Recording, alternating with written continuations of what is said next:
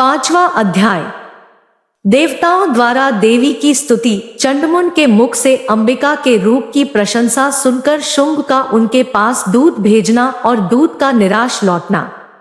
महर्षि मेधा ने कहा, पूर्व काल में शुंभनिशुंभ नामक असुरों ने अपने बल के मद से इंद्र का त्रिलोकी का राज्य और यज्ञों के भाग छीन लिए और वह दोनों इसी प्रकार सूर्य, चंद्रमा, धर्मराज और वरुण के अधिकार भी छीनकर स्वयं ही उनका उपयोग करने लगे।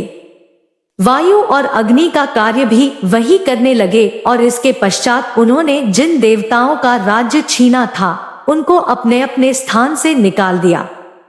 इस तरह से अधिकार छिने हुए दैत्यों तथा दैत्यों द्वारा निकाले हुए देवता अपराजिता देवी का स्मरण करने लगे कि देवी ने हमको वर दिया था कि मैं तुम्हारी संपूर्ण विपत्तियों को नष्ट करके रक्षा करूंगी। ऐसा विचार कर सब देवता हिमालय पर गए और भगवती विष्णु माया की स्तुति करने लगे।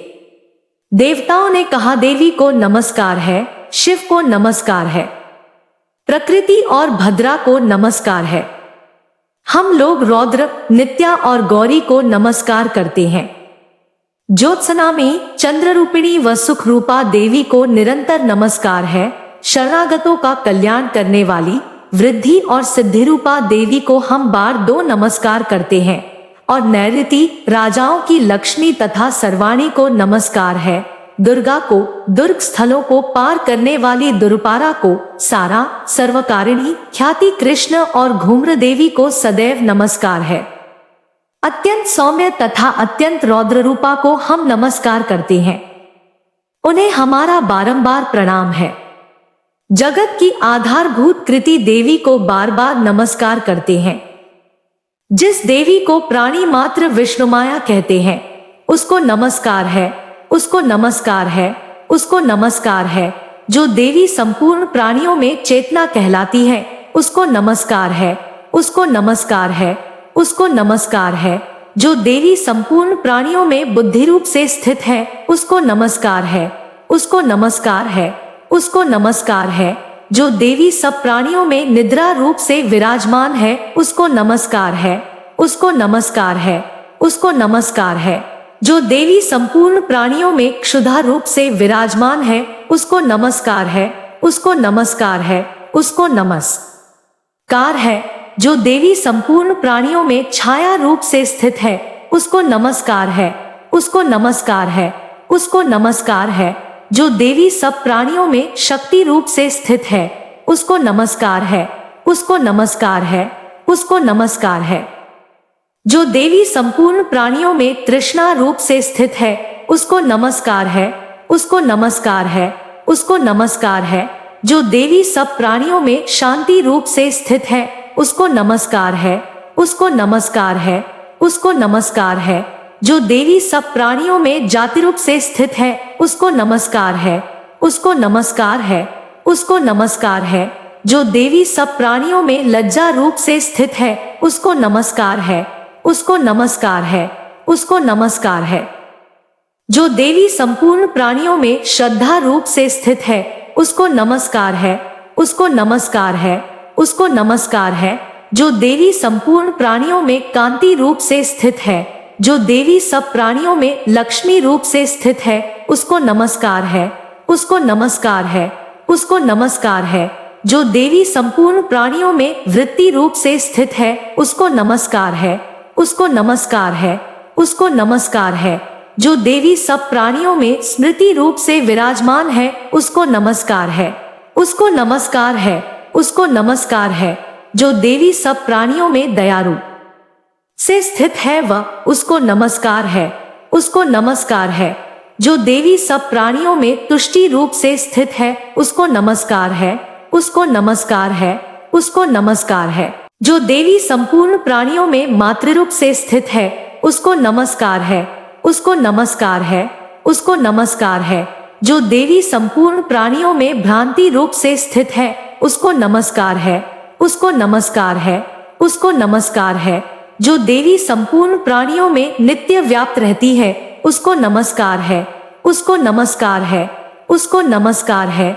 जो देवी चैतन्य रूप से इस संपूर्ण संसार को व्याप्त करके स्थित है उसको नमस्कार है, उसको नमस्कार है, उसको नमस्कार है। पूर्व काल में देवताओं ने अपने अभीष्ट फल पाने के लिए जिसकी स्तुति की है और देवराज इंद्र ने बहुत दिनों तक जिसका सेवन किया है, वह कल्याण की साधना भूता ईश्वरी हमारा कल्याण और मंगल करे तथा सारी विपत्तियों को नष्ट कर डाले। असुरों के सताए हुए हम संपूर्ण देवता उस परमेश्वरी को इस समय नमस्कार करते हैं तथा जो भक्ति पूर्वक स्मरण किए जाने पर तुरंत ही सब विपत्तियों को नष्ट कर देती है, वह जगदम्बा इस समय भी हमारा मंगल करके हमारी समस्त विपत्तियों को दूर करे।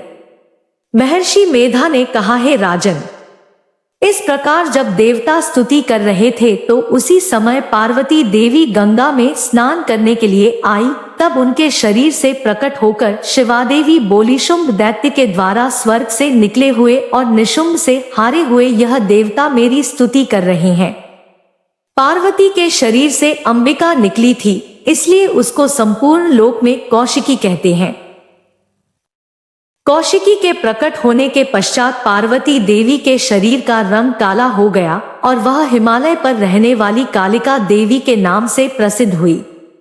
फिर शुंभ और निशुंभ के दूत चंडमुंड वहां आए और उन्होंने परम मनोहर रूप वाली अंबिका देवी को देखा।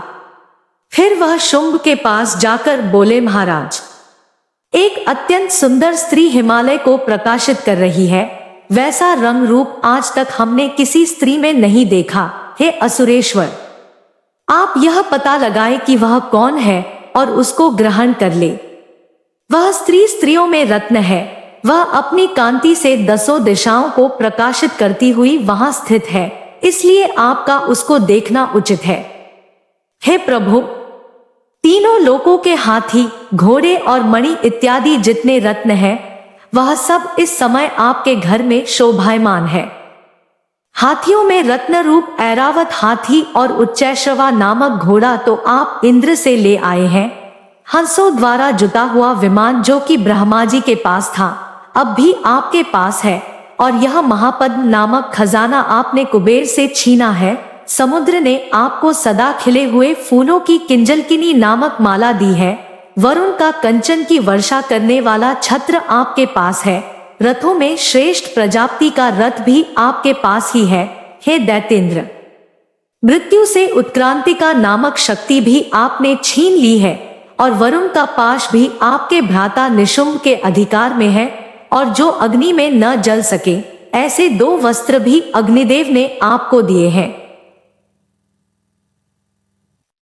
हे दैत्यराज, इस प्रकार सारी रत्नरूपी वस्तुएं आप संग्रह कर चुके हैं, तो फिर आप यह कल्याणकारी स्त्रियों में रत्नरूप अनुपम स्त्री आप क्यों नहीं ग्रहण करते? महर्षि मेधा बोले, चंडमुंड का यह वचन सुनकर शुंभ ने विचारा कि सुग्रीव को अपना दूत बनाकर देवी के पास भेजा जाए। प्रथम उसको सब कुछ समझा दिया और कहा कि वहां जाकर तुम उसको अच्छी तरह से समझाना और उपाय करना जिससे वह प्रसन्न होकर तुरंत मेरे पास चली आए। भली प्रकार समझाकर कहना। दूत सुग्रीव पर्वत के उस रमणीय भाग में पहुंचा जहां देवी रहती थी। दूत ने कहा, हे देवी, दैत्यों का राजा शुंभ जो इस समय तीनों लोकों का स्वामी है, मैं उसका दूत हूं और यहां तुम्हारे पास आया हूं। संपूर्ण देवता उसकी आज्ञा एक स्वर से मानते हैं।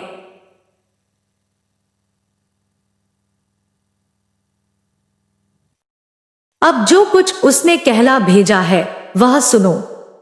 उसने कहा है, इस समय संपूर्ण त्रिलोकी मेरे वश में है और संपूर्ण यज्ञों के भाग को पृथक पृथक मैं ही लेता हूं और तीनों लोकों में जितने श्रेष्ठ रत्न है वह सब मेरे पास है।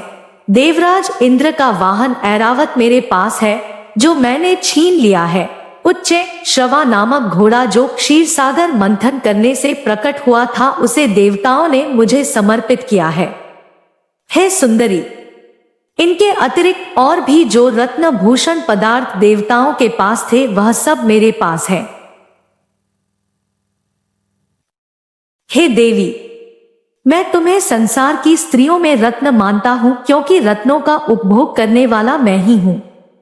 हे चंचल कटाव वाली सुंदरी, अब यह मैं तुझ पर छोड़ता हूं कि तू मेरे या मेरे भाई महापराक्रमी निशुंभ की सेवा में आ जाए। यदि तू मुझे वरेगी तो तुझे अतुल महान ऐश्वर्य की प्राप्ति होगी। अतः तुम अपनी बुद्धि से यह विचार कर मेरे पास चली आओ।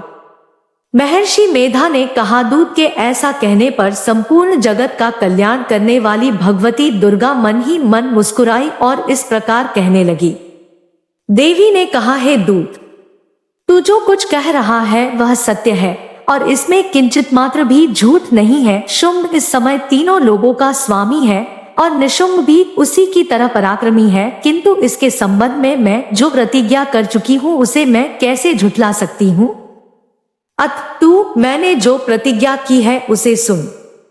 जो मुझे युद्ध में जीत लेगा और मेरे अभिमान को खंडित करेगा तथा बल में मेरे समान होगा, वही मेरा स्वामी होगा। इसलिए शुंभ अथवा निशुंभ यहाँ आवे और युद्ध में जीतकर मुझसे विवाह कर ले, इसमें भला देर की क्या आवश्यकता है। दूत ने कहा, हे देवी, तुम अभिमान में भरी हुई हो, मेरे सामने तुम ऐसी बात न करो। इस त्रिलोकी में मुझे तो ऐसा कोई दिखाई नहीं देता जो कि शुंभ और निशुंभ के सामने ठहर सके। हे देवी, जब अन्य देवताओं में से कोई शुंभ व निशुंभ के समान युद्ध में ठहर नहीं सकता तो तुम जैसी स्त्री उनके सामने रणभूमि में ठहर सकेगी। जिन शुंभ आदि असुरों के सामने इंद्र आदि देवता नहीं ठहर सके तो फिर तुम अकेली स्त्री उनके सामने कैसे ठहर सकेगी। अतः तुम मेरा कहना मानकर उनके पास चली जाओ, नहीं तो जब वह तुम्हें केश पकड़कर घसीटते हुए ले जाएंगे तो तुम्हारा गौरव नष्ट हो जाएगा, इसलिए मेरी बात मान लो। देवी ने कहा, जो कुछ तुमने कहा ठीक है। शुंभ और निशुंभ बड़े बलवान हैं, लेकिन मैं क्या कर सकती हूँ, क्योंकि मैं बिना विचारे प्रतिज्ञा कर चुकी हूँ। इसलिए तुम जाओ और मैंने जो कुछ भी कहा है वह सब आदर पूर्वक असुरेंद्र से कह दो, इसके पश्चात जो वह उचित समझे करे। छठा अध्याय, धूम्रलोचन वध। महर्षि मेधा ने कहा, देवी की बात सुनकर दूत क्रोध में भरा हुआ वहां से असुरेंद्र के पास पहुंचा और सारा वृतांत उसे कह सुनाया। दूत की बात सुन असुरेंद्र के क्रोध का पारावर न रहा और उसने अपने सेनापति धूम्रलोचन से कहा, धूम्रलोचन, तुम अपनी सेना सहित शीघ्र वहां जाओ और उस दुष्टा के केशों को पकड़कर उसे घसीटते हुए यहाँ ले आओ। यदि उसकी रक्षा के लिए कोई दूसरा खड़ा हो, चाहे वह देवता, यक्ष अथवा गंधर्व ही क्यों न हो, उसको तुम अवश्य मार डालना। महर्षि मेधा ने कहा, शुंभ के इस प्रकार आज्ञा देने पर धूम्रलोचन 60,000 राक्षसों की सेना को साथ लेकर वहां पहुंचा और देवी को देख ललकार कर कहने लगा, अरे तू अभी शुंभ और निशुंभ के पास चल। यदि तू प्रसन्नता पूर्वक मेरे साथ न चलेगी तो मैं तेरे केशों को पकड़ घसीटता हुआ तुझे ले चलूंगा। देवी बोली, असुरेंद्र का भेजा हुआ तेरे जैसा बलवान यदि बलपूर्वक मुझे ले जावेगा तो ऐसी दशा में मैं तुम्हारा कर ही क्या सकती हूँ। महर्षि मेधा ने कहा, ऐसा कहने पर धूम्रलोचन उसकी ओर लपका, किंतु देवी ने उसे अपनी हुंकार से ही भस्म कर डाला। यह देखकर असुर सेना क्रुद्ध होकर देवी की ओर बढ़ी, परंतु अंबिका ने उन पर तीखे बाणों, शक्तियों तथा फरसों की वर्षा आरंभ कर दी। इतने में देवी का वाहन भी अपनी ग्रीवा के बालों को झटकता हुआ और बड़ा भारी शब्द करता हुआ असुर सेना में कूद पड़ा। उसने कई असुर अपने पंजों से, कई अपने जबड़ों से और कई को धरती पर पटक कर अपनी दाढ़ों से घायल करके मार डाला। उसने कई असुरों के अपने नख से पेट फाड़ डाले और कई असुरों का तो केवल थप्पड़ मारकर सिर धड़ से अलग कर दिया। कई असुरों की भुजाएं और सिर तोड़ डाले और गर्दन के बालों को हिलाते हुए उसने कई असुरों को पकड़कर उनके पेट फाड़कर उनका रक्त पी डाला। इस प्रकार देवी के उस महाबलवान सिंह ने क्षण भर में असुर सेना को समाप्त कर दिया। शुंभ ने जब यह सुना कि देवी ने धूम्रलोचन असुर को मार डाला है और उसके सिंह ने सारी सेना का संहार कर डाला है, तब उसको बड़ा क्रोध आया। उसके मारे क्रोध के ओंठ फड़कने लगे और उसने चंड तथा मुंड नामक महाअसुरों को आज्ञा दी, है चंड, हे मुंड, तुम अपने साथ एक बड़ी सेना लेकर वहां जाओ और उस देवी के बाल पकड़कर उसे बांधकर तुरंत यहाँ ले आओ। यदि उसको यहाँ लाने में किसी प्रकार का संदेह हो तो अपनी सेना सहित उससे लड़ते हुए उसको मार डालो, और जब वह दुष्टा और उसका सिंह दोनों मारे जावे तब भी उसको बांधकर यहाँ ले आना। बोलो दुर्गा भवानी मैया की जय। अगला अध्याय कल सुबह 7 बजे।